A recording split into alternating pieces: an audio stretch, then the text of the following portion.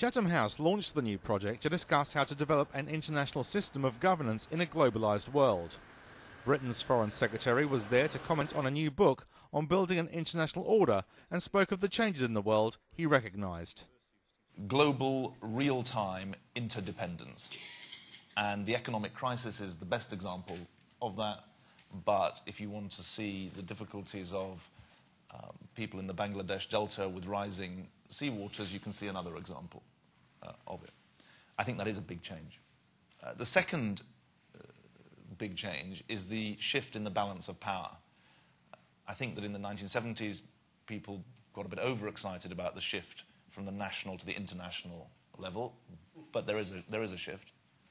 I'll come back later to say why I think nation-states are still a very important part of the answer, because in the 70s I think they were rather dismissed.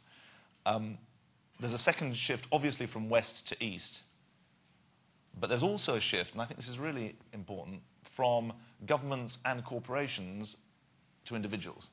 I call it the civilian surge. He also talked in depth about the worldwide economic crisis. There are two forces pulling in opposite directions as a result of the economic crisis, and the truth is no one knows what its geopolitical consequences are going to be. One force is pulling towards more economic nationalism, more protectionism, more, you choose your metaphor, pulling up of the drawbridge, creating the fortress. And that's real. People want to look after their own first.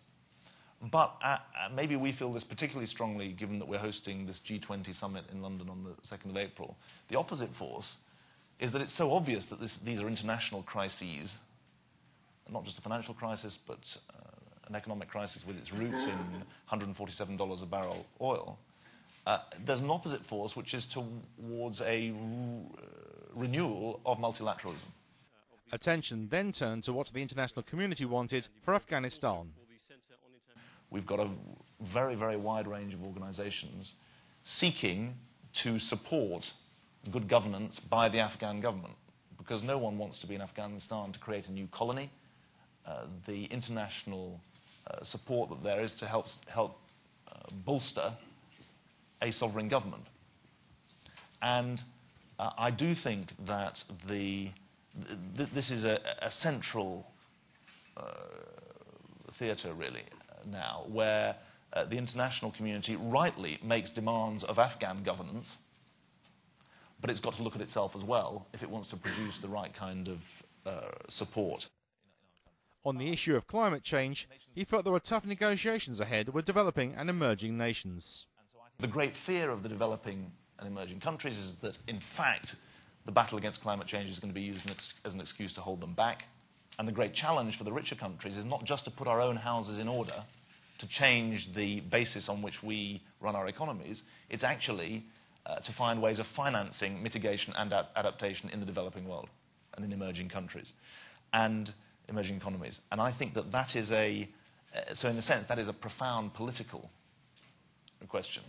And the cruel irony is that some of the wealthiest countries are most protected from climate change's effects, and it's going to hit the poorest countries the most.